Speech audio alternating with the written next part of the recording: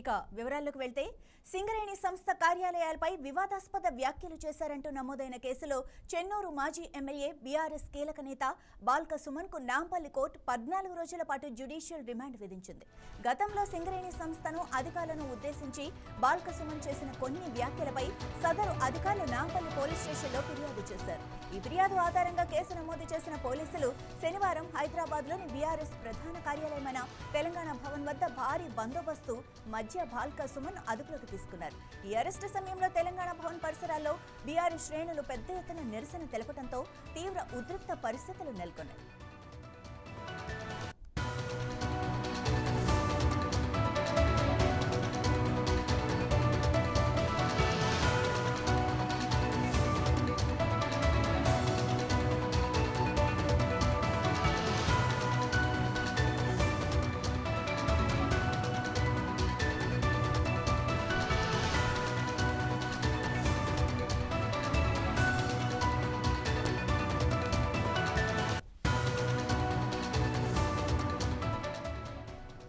సింగరేణి సంస్థ కార్యాలయాలపై వివాదాస్పద వ్యాఖ్యలు చేశారు అంటూ నమోదైన కేసులో చెన్నూరు మాజీ ఎమ్మెల్యే బీఆర్ఎస్ కీలక నేత బాల్క సుమన్ కు నాంపల్లి కోర్టు 14 రోజుల పాటు జ్యుడిషియల్ రిమాండ్ విధించింది.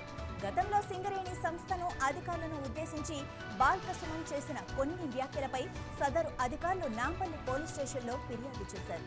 ఈ ఫిర్యాదు ఆధారంగా కేసు నమోదు చేసిన పోలీసులు శనివారం హైదరాబాద్లోని బీఆర్ఎస్ ప్రధాన కార్యాలయమైన తెలంగాణ భవన్ వద్ద భారీ బందోబస్తు మధ్య బాల్క సుమన్ అదుపులోకి తీసుకున్నారు. ఈ అరెస్టు సమయంలో తెలంగాణ భవన్ పరిసరాల్లో బీఆర్ఎస్ శ్రేణులు పెద్ద ఎత్తున నిరసన తెలపడంతో తీవ్ర ఉద్రిక్త పరిస్థితులు నెలకొన్నాయి.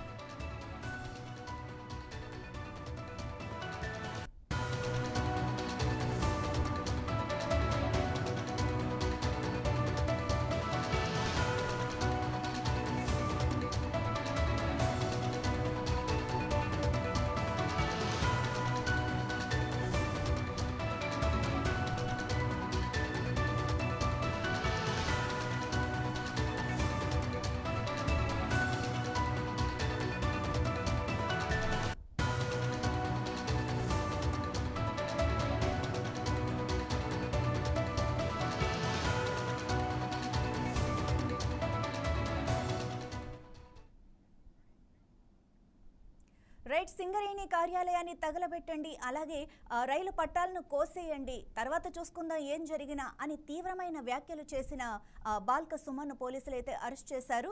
అండ్ అలాగే 14 రోజుల రిమాండ్ కూడా విధించారు. ఇక ఇదే విషయానికి సంబంధించి జూమ్లో మా ప్రతినిధి రాజ్ కుమార్ మరిన్ని వివరాలు అందిస్తారు. రాజ్ కుమార్, చెప్పండి, ఇది ఎలా జరిగింది? అంటే 14 రోజుల రిమాండ్ తర్వాత ఏంటి పరిస్థితి?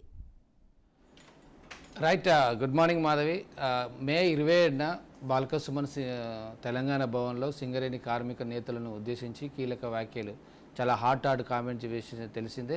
సింగరేణి భవన్ను తలగబెట్టండి, రైలు పట్టాలు కోసేయాలి, ఒక సెన్సిటేషన్లు చేయాలి, అప్పుడే మనల్ని ప్రజలు ఓన్ చేసుకుంటారని ఒక వ్యాఖ్యలు చేశాడు. దీంతో అది తీవ్ర దుమారం లేపింది రాష్ట్ర రాజకీయాల్లో. మరి దీన్ని ఎవరైతే వ్యతిరేకించారో కొంతమంది కాంగ్రెస్ నేతలు కూడా ఫిర్యాదు చేశారు. అదేవిధంగా సింగరేణి అధికారులు కూడా దీని మీద, ఎందుకంటే సింగరేణి ఆస్తులను తలగబెట్టాలి అని అన్న నేపథ్యంలో సింగరేణి అధికారులు నాంపల్లి పోలీస్ స్టేషన్లో కేసు నమోదు చేశారు.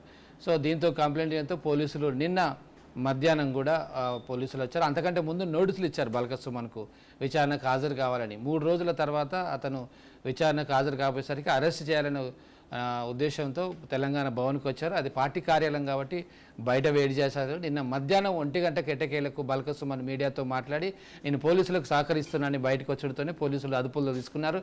నిన్న 1:30 ప్రాంతంలో నాంపల్లి పోలీస్ స్టేషన్లో విచారణ చేశారు. 1:30 నుంచి దాదాపు 8-8:30 వరకు నాంపల్లి పోలీసులో డీసీపీ శిల్పవల్లి ఆధ్వర్యంలో విచారణ చేశారు. అసలు ఎలా జరిగింది, ఎందుకు జరిగింది, ఎక్కడ జరిగింది, స్టేట్మెంట్ కూడా రికార్డ్ చేశారు బాల్క సుమన్ది. దాంతోపాటు సింగరేణి అధికారుల యొక్క స్టేట్మెంట్ కూడా, వారు కూడా కేసు కంప్లైంట్ చేశారు కాబట్టి వాళ్ళ యొక్క స్టేట్మెంట్ రికార్డ్ చేశారు. సో ఈ విచారణలో బాల్క సుమన్ నేను వ్యాఖ్యలు చేశాడు అని ఒప్పుకున్నట్టుగా మనకు సమాచారం వస్తుంది. రిమాండ్ రిపోర్ట్లో అది కూడా జడ్జి ముందు ఇచ్చారని మనకు తెలిసింది. సో ఒప్పుకున్న నేపథ్యంలో వెంటనే రాత్రి 8:30-9 గంటల ప్రాంతంలో కింగ్ కోటి ఆసుపత్రిలో తనకు వైద్య పరీక్షలు నిర్వహించి అక్కడి నుంచి హిమాయత్ నగర్లో ఉన్న స్పెషల్ పర్మిషన్ తీసుకొని జడ్జి నివాసానికి చేరుకొని అక్కడ ఆయనను ప్రవేశపెట్టారు. దాదాపు 12-1 గంట ప్రాంతంలో 1-1:30 ప్రాంతంలో తను జడ్జి 14 రోజుల రిమాండ్ కూడా మరి తరలించారు. జడ్జి యొక్క ఆదేశాలతో చంచల్గూడ జైలుకు వెళ్ళడం జరిగింది. సో ఈ ఎపిసోడ్ అంతా కూడా గడిచిన 4-5 రోజుల నుంచి జరిగింది. ఇది రాష్ట్ర రాజకీయాల్లో దుమారం నిలిపింది. ఇటు బీఆర్ఎస్లో కొంత కలకలం సృష్టించింది. ఇప్పటికే కాంగ్రెస్ పార్టీపై కొన్ని ప్రజా ఉద్యమాలు చేస్తున్న బీఆర్ఎస్ పార్టీకి సుమన్ వ్యాఖ్యలతో కొంత హెడ్ఏక్గా తయారవుతుంది, తలనొప్పిగా మారింది. సుమన్పై కొంతమంది సీనియర్లు ఎవరైతే ఉన్నారో వాళ్ళు అసంతృప్తి వ్యక్తం చేసినట్టుగా మనకు తెలిసింది. సో ఈ 14 రోజుల రిమాండ్ విధించడంతో జైలుకి వెళ్ళిన సుమన్ రాత్రి ఇవాళ ఉదయం 2:30కు జైలుకు తరలించారు. తర్వాత రాజ్ కుమార్, ఎలా అయినా వీడియో అయితే ఉంది తను మాట్లాడినట్టు. సో నేను ఇలా అనలేదు అనడానికి ఇప్పుడు వీల్లేదు. సెక్షన్లు అయితే చాలా పెట్టారు పోలీసులు, విచారణ కూడా అయ్యింది, 14 రోజులు రిమాండ్ విధించారు, అంతా ఓకే. బట్ ఎలాంటి శిక్ష పడే అవకాశం ఉంది బాల్క సుమన్కి?